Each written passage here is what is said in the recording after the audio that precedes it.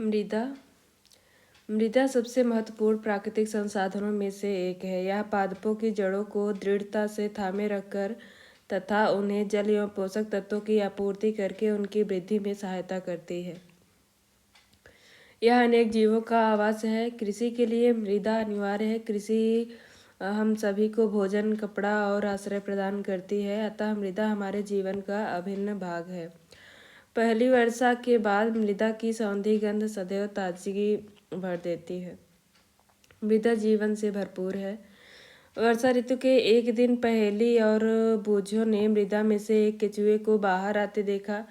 पहेली ने सोचा कि क्या मृदा के अंदर और भी जीव रहते हैं। आइए अब हम पता लगाते हैं। क्रियाकलाप 9.1 विभिन्न स्थानों में से कृषि मृदा के कुछ नमूने एकत्रित कीजिए और उनको ध्यानपूर्वक देखिए। इसके लिए आप हैंड लेंस, आवर्धक लेंस का उपयोग कर सकते हैं। प्रत्येक नमूने का ध्यानपूर्वक निरीक्षण कर अपने प्रेक्षणों को 9.1 में लिखिए। अपने प्रेक्षणों के बारे में अपने मित्रों से चर्चा कीजिए। क्या आपके मित्रों द्वारा एकत्रित किए गए नमूने आपके द्वारा एकत्रित किए गए नमूने जैसे ही हैं? बूझो और पहेली ने अनेक प्रकार से मृदा का उपयोग किया। उन्होंने उसमें खेलना पसंद है। यह वाकई बहुत मनोरंजक है। मृदा के उपयोगों की एक सूची बनाएं।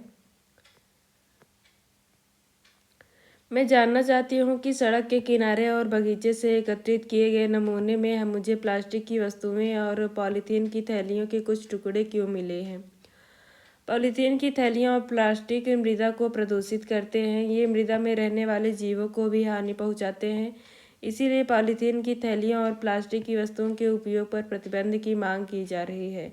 अनेक प्रकार के अपशिष्ट पदार्थ, रसायन तथा पीड़कनाशी मृदा को प्रदूषित करते हैं। ऐसे अपशिष्ट पदार्थों और रसायनों को मृदा में निर्मुक्त करने से पहले उन्हें उपचारित किया जाना चाहिए। पीड़कनाशियों का उपयोग कम से कम किया जाना चाहिए। मैं जानना चाहता हूँ कि क्या खेत की मिट्टी का उपयोग खिलौनों को बनाने में किया जा सकता है? मृदा परिच्छेदिका अर्थात प्रोफाइल। मृदा अनेक परतों की बनी होती है। यह जानने के लिए कि ये परतें किस प्रकार व्यवस्थित रहती हैं, आप निम्नलिखित क्रियाकलाप कर सकते हैं। क्रियाकलाप 9.2 थोड़ी सी मृदा लीजिए। ढेलों को अपने हाथों से तोड़कर उनका जोड़ बना लें। अब 3/4 जल से भरा कांच का एक गिलास लीजिए और उसमें मुट्ठी भर मृदा मिला लीजिए। इसे किसी छड़ से अच्छी तरह हिलाइए जिससे मृदा पानी में मिल जाए। अब इसे कुछ देर के लिए ऐसे ही रहने दीजिए। कुछ समय बाद गिलास के पानी को देखिए और निम्नलिखित प्रश्नों के उत्तर दीजिए। ह्यूमस, जल, मृत्तिका, बालू, बजरी। क्या आपको कांच के गिलास में विभिन्न माप के कणों की परतें दिखाई देती हैं? इन परतों को दर्शाते हुए एक चित्र बनाइए। क्या जल में कुछ मृत तथा सड़ी गली पत्तियों के टुकड़े अथवा जंतु अवशेष तैरते दिखाई देते हैं? मृदा में उपस्थित सड़े गले जैव पदार्थ ह्यूमस कहलाते हैं।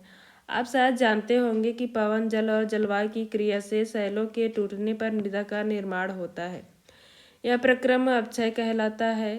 किसी मृदा की प्रकृति उन शैलों पर निर्भर करती है जिनसे इनका निर्माण हुआ है, और यह उन वनस्पतियों की किस्मों पर भी निर्भर करती है जो इसमें उगते हैं। मृदा की विभिन्न परतों से गुजरती हुई ऊर्ध्वकाट मृदा परिच्छेदिका कहलाती है।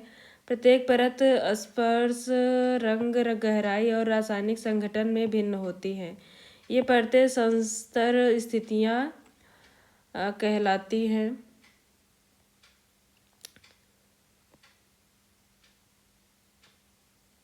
संस्तर ए, संस्तर बी, संस्तर सी और आधार शैल। हम सामान्यतः मृदा की सबसे ऊपरी परत को देखते हैं, इसके नीचे वाली परत को नहीं। यदि हम हाल ही में खोदी गई खाई के पार्श्व को देखें तो हमें मृदा की भीतरी परतें भी दिखाई देती हैं। ऐसी स्थिति में हम उस स्थान के मृदा परिच्छेदिका का परीक्षण कर सकते हैं। मृदा परिच्छेदिका को कुएं की खुदाई करते समय अथवा किसी इमारत की नींव खोदते समय भी देखा जा सकता है।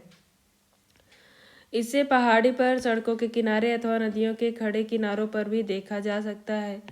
सबसे ऊपरी वाली संस्तर स्थिति सामान्यतः गहरे रंग की होती है, क्योंकि यह ह्यूमस और खनिजों से समृद्ध होती है। ह्यूमस मृदा को उर्वर बनाता है और पादपों को पोषण प्रदान करता है। यह परत सामान्यतः मृदु, संरंध्र और अधिक जल को धारण करने वाली होती है।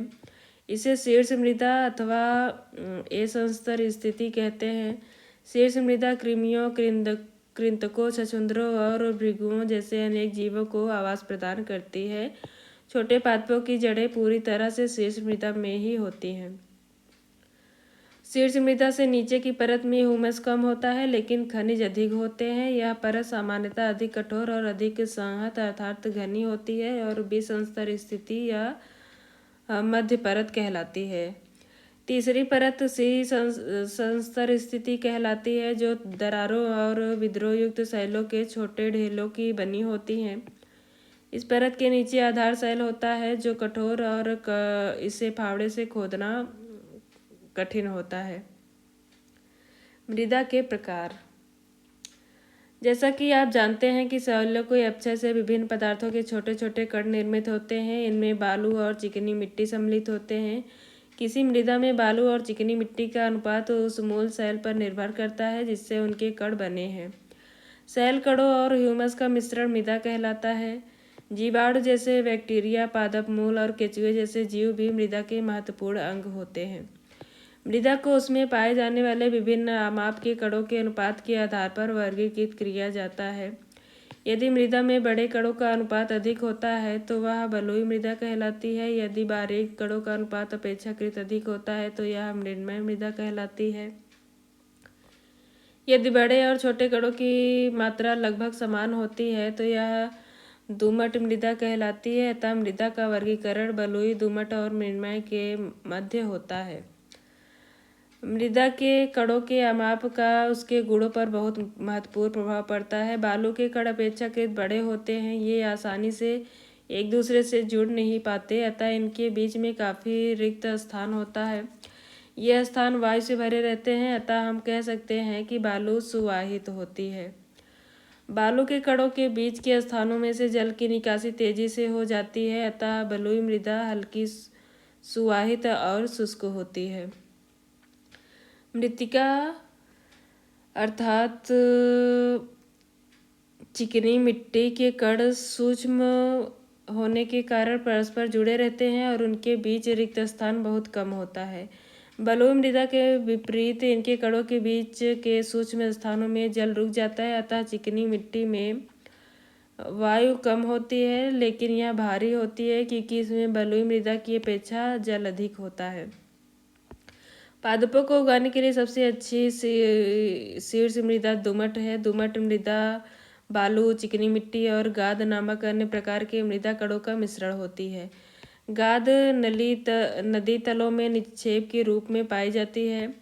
गाद कणों का आमाप बालू और चिकनी मिट्टी के आमापों के बीच का होता है। दोमट मृदा में भी ह्यूमस होती है। इस प्रकार की मृदा में पादपों की वृद्धि के लिए उचित मात्रा में जल धारण क्षमता होती है। मृण्मय, दुमटी और बलुई मृदा के नमूने एकत्रित कीजिए। किसी एक नमूने में से मुट्ठी भर मृदा लीजिए। इसमें से कंकड़, पत्थर, घास के तिनके आदि को निकाल लीजिए। अब इसमें बूंद बूंद करके जल डालकर उसे गूंथ लीजिए। केवल इतना जल डालें कि इसमें मृदा का गोला बनाया जा सके, लेकिन ध्यान रहे कि यह चिपचिपा नहीं होना चाहिए। मृदा से गोला बनाने का प्रयास करें। किसी समतल सतह पर इस गोले को एक बेलन के रूप में बेल दें। इस बेलन से छल्ला बनाने का प्रयास कीजिए। इस क्रियाकलाप को मृदा के अन्य नमूनों के साथ दोहराइए। कोई मृदा किस प्रकार की है, इसका निर्णय इस आधार पर किया जा सकता है कि उससे मनचाही आकृति बनाना कितना सुविधाजनक है। मैं जानना चाहता हूँ कि मटका और सुराही बनाने के लिए किस प्रकार की मृदा का उपयोग किया जाता जाना चाहिए। क्या आप बता सकते हैं कि किस प्रकार की मृदा बर्तन, खिलौने और मूर्तियाँ आदि बनाने के लिए सबसे उपयुक्त होती हैं? मृदा के गुण। आपने मृदा के कुछ उपयोगों की सूची बनाई है। आइए अब हम मृदा के गुणों को जानने के लिए कुछ क्रियाकलाप करें। मृदा में जल अंतःस्रवण दर। बूझो और पहेली ने 50 सेंटीमीटर आमाप के 2 वर्ग अंकित किए, जिसमें से एक उनके घर के फर्श पर और दूसरी कच्ची सड़क पर बना था। उन्होंने 2 समान आमाप के बोतलों को पानी से भर दिया। उन्होंने एक ही समय पर दोनों वर्ग स्थानों पर एक एक बोतल पानी डाल दिया। उन्होंने देखा कि फर्श पर गिरा पानी वर्ग की सीमा के बाहर बह गया और अवशोषित नहीं हो पाया, जबकि कच्ची सड़क पर डाला गया पानी अवशोषित हो गया। बूझो को आश्चर्य है कि दोनों वर्गों में पानी के अवशोषण में अंतर क्यों था। आइए इसे समझने के लिए अब हम एक क्रियाकलाप करते हैं। क्रियाकलाप 9.4। इस क्रियाकलाप के लिए कक्षा के सभी छात्र 3 समूह या दल बना लें। दलों के नाम ABCD रख सकते हैं। आपको यह मालूम करना चाहिए कि किसी दिए गए स्थान पर पानी कितनी तेजी से मृदा में से नीचे चला जाता है। आपको एक खोखले बेलन अथवा पाइप की आवश्यकता होगी। यह सुनिश्चित कर लें कि प्रत्येक दल समान व्यास के पाइप का उपयोग करे। ऐसे पाइप प्राप्त करने के लिए दिए गए कुछ सुझावों पर विचार कर सकते हैं। यदि संभव हो तो एक आमाप के 3 छोटे टिन के डिब्बे लेकर उसकी तली को काट दें। यदि PVC पाइप लगभग 5 सेंटीमीटर व्यास का उपलब्ध हो तो इसके 20 सेंटीमीटर लंबे टुकड़े काट लें और इनका उपयोग करें। जिस स्थान से आप मृदा एकत्रित करें वहां माप को लगभग 2 सेंटीमीटर की गहराई तक धंसा कर लगा दें। पाइप में धीमे धीमे 200 ml जल डालिए। 200 ml जल को मापने के लिए आप किसी भी 200 ml की खाली बोतल का उपयोग कर सकते हैं। उस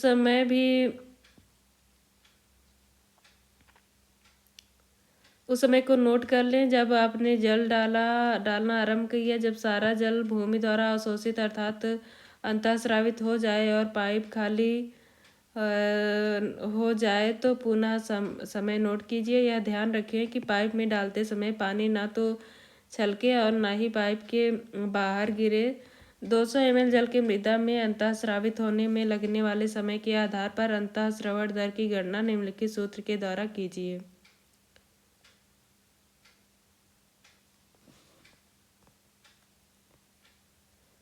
अंतःस्रवण दर ml प्रति मिनट। जल की मात्रा। अंतःस्रवण अवधि।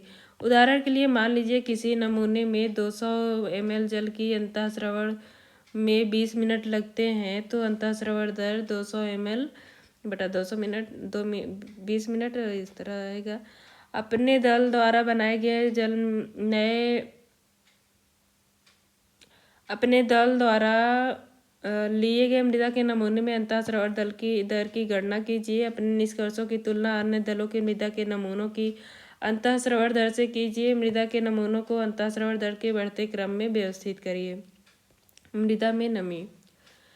क्या आप कभी ग्रीष्मकाल में किसी गर्म दिन की दोपहर में किसी खेत अथवा खुले मैदान से होकर गुजरे हैं?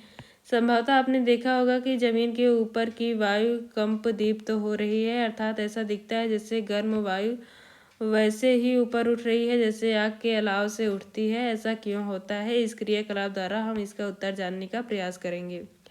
क्रियाकलाप 9.5। यह एक कथन नली लीजिए। इसमें 2 चम्मच मिट्टी मिलाइए। इससे कुछ समय तक किसी लौ पर गर्म कीजिए और कथन नली का प्रेक्षण कीजिए।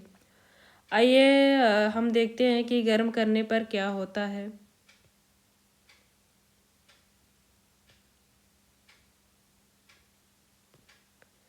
क्या आपको कहीं जल की बूंदें दिखाई देती हैं? यदि हाँ तो किस स्थान पर? गर्म करने पर मृदा में से जल वाष्पित होकर ऊपर उठता है और कथन नली के ऊपरी भाग की अपेक्षाकृत भीतरी दीवार पर संघनित हो जाता है। गर्म दिनों में मृदा से जल के वाष्पन के कारण ऊपर उठती जलवाष्प वायु को अपेक्षाकृत सघन बना देती है। इससे सूर्य के प्रकाश के परावर्तन के कारण मृदा के ऊपर की वायु हमें कंपदीप्त प्रतीत होती है। मृदा को गर्म करने के बाद इसे क्वथन नली से बाहर निकाल लें। इसकी तुलना उस मृदा से करें जिसे गर्म नहीं किया गया हो। दोनों के बीच के अंतर को नोट करें। मृदा द्वारा जल का अवशोषण।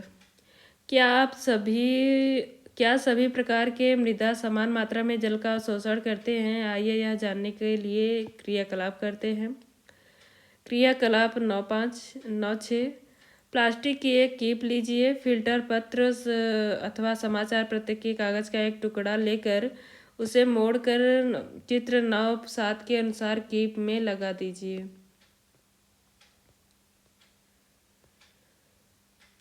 किसी मृदा की शुष्क पाउडर का 50 ग्राम तौलकर उसे कीप में लगाएं। फिल्टर पत्र में डालिए। किसी मापन सिलेंडर में जल लेकर उसकी माप नोट कर लीजिए। अब इस जल को बूंद बूंद करके कीप में रखी मृदा में डालिए। आप इस कार्य के लिए ड्रॉपर का उपयोग भी कर सकते हैं। सारा जल एक ही स्थान पर न गिराकर उसे पूरी मृदा पर डालिए। जल डालना तब तक जारी रखिए जब तक कि वह रिसकर कीप से नीचे गिरना प्रारंभ ना कर दे। मापन सिलेंडर से बचे जल को मापकर उसे आरंभिक माप में से घटा लें, जिससे आपको मृदा द्वारा धारण किए गए जल का आयतन ज्ञात हो जाएगा। अपने परिणामों को नोटबुक में नोट कीजिए। मृदा का द्रव्यमान भार बराबर 50 ग्राम। मापन सिलेंडर में जल का आरंभ। अवशोषित जल का प्रतिशत U-V/50 इस क्रियाकलाप को मृदा के विभिन्न नमूनों के साथ दोहराइए। क्या आपको सभी नमूनों के लिए समान परिणाम प्राप्त होते हैं? परिणामों पर अपने मित्रों के साथ चर्चा करिए और निम्नलिखित प्रश्नों के उत्तर दीजिए। किस क्रियाकलाप की मृदा की अंतःस्रवण दर सबसे अधिक है? किस प्रकार की मृदा की अंतःस्रवण दर सबसे कम है? बूझों ने अपने पड़ोसी से सुना कि वर्षा के 8-10 दिन बाद तालाब अथवा कुएं में जल का स्तर बढ़ जाता है। किस प्रकार की मृदा में जल सबसे कम समय में और सबसे अधिक मात्रा में अंतःस्रावित होकर कुएं तक पहुंचेगा?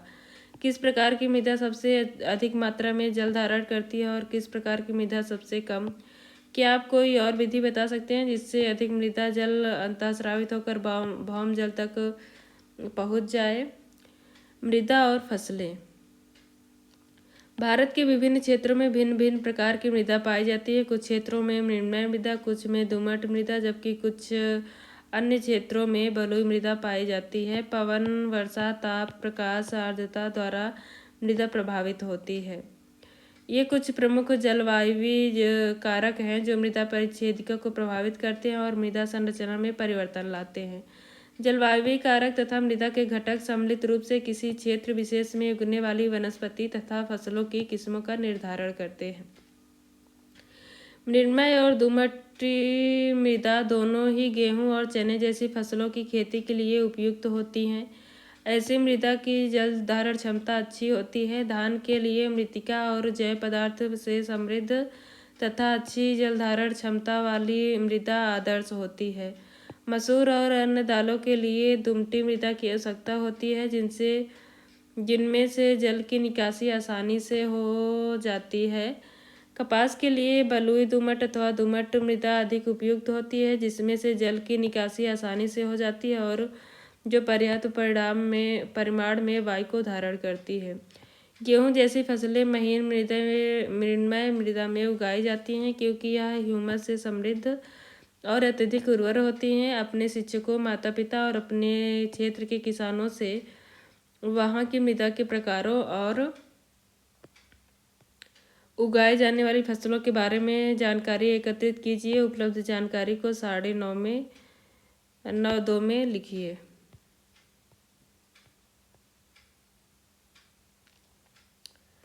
ग्राम और किलोग्राम वास्तव में द्रव्यमान के मात्रक हैं। 1 ग्राम द्रव्यमान का वस्तु का भार 1 ग्राम भार होता है और 1 किलोग्राम द्रव्यमान की वस्तु का भार 1 किलोग्राम भार होता है।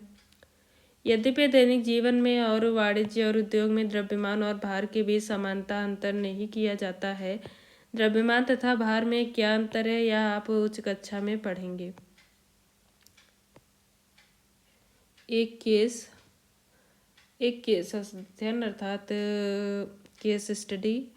जॉन रसीदा और राधा मध्य प्रदेश में सोहागपुर नामक स्थान के लीलाधर दादा और संतोष मालवीय के घर गए। लीलाधर दादा सुराही, मटका, कुल्हाड़ी आदि बनाने के लिए मिट्टी तैयार कर रहे थे। इन तीनों ने लीलाधर दादा से उनके कार्य के विषय में बातचीत की। जॉन, आप मिट्टी कहाँ से लाए थे? हम किसी बंजर भूमि से काली मिट्टी लाते हैं। मिट्टी को कैसे तैयार किया जाता है? सूखी मिट्टी को किसी बड़ी टंकी में डालकर उसमें से कंकड़ पत्थर आदि बीन लिया जाता है। कंकड़ पत्थर हटा देने के बाद मृदा को लगभग 8 घंटे के लिए भिगो दिया जाता है। इस मिट्टी में घोड़े की लीद की कुछ मात्रा मिलाकर उसे गूंथ लेते हैं। गूंथी हुई मृदा को चाक पर रखकर उचित आकार दे दिया जाता है। किसी वस्तु को अंतिम स्वरूप देने के लिए हाथ का उपयोग किया जाता है। इस प्रकार बनाई गई वस्तुओं को 2 से 3 दिन तक सुखाने के बाद उनकी रंगाई की जाती है। शुष्क वायु में सुखाने के बाद सभी वस्तुओं को उच्च ताप पर भट्ठी पर पकाया जाता है। मृदा में घोड़े की लीद क्यों मिलाई जाती है? पकाने के क्रम में घोड़े की लीद जल जाती है, जिससे मृदा के पात्रों में सूक्ष्म छिद्र बन जाते हैं। इसी कारण मटकों और सुराही में से जल अंतःस्रावित होकर उनकी बाहरी सतह तक आ जाता है। वहां से यह वाष्पित हो जाता है, जिससे घड़े या सुराही में रखा जल ठंडा हो जाता है। दादा ने बताया कि सोहागपुर में बनी सुराहियां और मटके दूर दूर तक प्रसिद्ध हैं। मृदा अपरदन। जल, पवन अथवा बर्फ के द्वारा मृदा की ऊपरी सतह का हटना अपरदन कहलाता है। पादपों की जड़ें मृदा को मजबूती से बांधे रखती हैं। पादपों की अनुपस्थिति में मृदा ढीली हो जाती है। इससे यह पवन और प्रवाही जल के साथ बह जाती है। मृदा का अपरदन मरुस्थल अथवा बंजर भूमि जैसे स्थानों पर अधिक होता है, जहाँ की सतह पर बहुत कम अथवा कोई वनस्पति नहीं रहती है। अतः वृक्षों की कटाई और वनोन्मूलन को रोका जाना चाहिए और हरित क्षेत्र को बढ़ाने के प्रयास करने चाहिए। धान रोपण के लिए किस प्रकार की मृदा सबसे उपयुक्त होगी? ऐसी मृदा जिसकी अंतःस्रावण दर अधिक हो अथवा जिसमें वह दर कम हो। अंतःस्रावण दर और जल धारण करने की क्षमता में क्या अंतर होता है? वो लगता है कि तुमने जो पहले पढ़ा था उसे भूल गए हो। पाठ को दोहराओ, पाठ को दोबारा पढ़ो, तुम्हें उत्तर मिल जाएगा।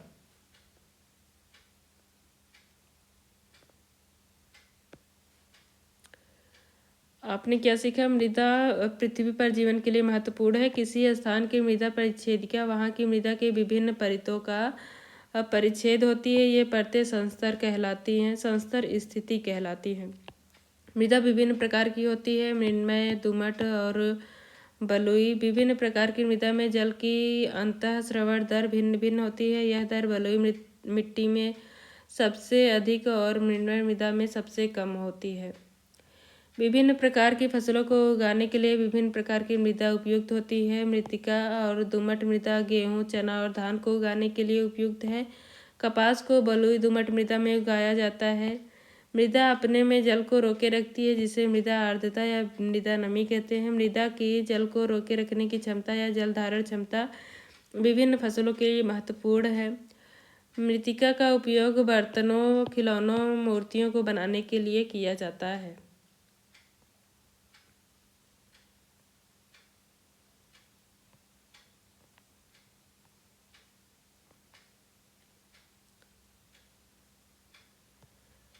बूझो कच्ची और पकी हुई मिट्टी के बीच के अंतर को जानना चाहती है। पता लगाइए कि मटका बनाने के लिए उपयोग किए जाने वाली मृदा मूर्तियाँ बनाने के लिए उपयोग किए जाने मृदा से किस प्रकार भिन्न होती हैं। पहले चिंतित है, वह अपने घर से ईंट के भट्ठे को देख सकती है। जहाँ ईंट बनती है, भट्ठी में से बहुत अधिक धुआं निकलता है। उसे बताया गया था कि पॉटरी, मूर्तियाँ और ईंटें बनाने के लिए सबसे अधिक अच्छी गुणवत्ता की चिकनी मिट्टी की आवश्यकता होती है। उसने देखा कि इमारतों के निर्माण के लिए ट्रक भर भर कर ईंटें आ रही हैं। उसे आशंका है कि इस दर से ईंटों का निर्माण करने से कहीं यहाँ मिट्टी नहीं बचेगी। क्या उसकी आशंका उचित है? इस समस्या के बारे में अपने माता पिता, शिक्षकों और अपने क्षेत्र के अन्य विशेषज्ञों से चर्चा करके इस पर एक रिपोर्ट बनाएं। मृदा के एक नमूने में आर्द्रता की मात्रा का पता लगाने के लिए प्रयास कीजिए। एक विधि नीचे दी गई है। 100 ग्राम मृदा लीजिए। मृदा को तौलने के लिए किसी दुकानदार से सहायता ले सकते हैं। इसे धूप में एक समाचार पत्र पर रख दें और 2 घंटे तक सूखने दें। इस क्रियाकलाप को दोपहर में करना सबसे अधिक अच्छा रहेगा। ध्यान रखें कि मृदा समाचार पत्र से बाहर ना गिरे। इसे सुखाने के बाद पुनः इसको तौलिए तौलिए सुखाने से पहले और उसके बाद मृदा के भार में अंतर को आप 100 ग्राम मृदा में आर्द्रता या नमी की मात्रा को मालूम कर पाएंगे। इसे आर्द्रता का प्रतिशत भी कहते हैं। मान लीजिए कि शुष्कन के बाद मृदा के नमूने का भार 10 ग्राम कम हो गया, तो मृदा में आर्द्रता का प्रतिशत होगा आर्द्रता का भार मृदा के नमूने का भार गुणे 100। इस उदाहरण से इस मृदा का प्रतिशत होगा 10%। मृदा में आर्द्रता का प्रतिशत। उत्तर भारत की अनेक नदियां हिमालय क्षेत्र से होकर मैदानी क्षेत्र की ओर बहती हैं। ये नदियां अपने साथ अनेक प्रकार के पदार्थ लाती हैं, जिसमें गाद, मृत्तिका, बालू, बजरी सम्मिलित है। इन पदार्थों के मिश्रण को जलोढ़ मृदा कहते हैं। उत्तर भारत के मैदानों में नदियां अपने साथ लाई गई जलोढ़ मृदा को निक्षेपित कर देती हैं। यह मृदा बहुत उर्वर होती है। इसी कारण इस क्षेत्र की कृषि उपज भारत की लगभग आधी जनसंख्या को खाद्यान्न उपलब्ध कराती है।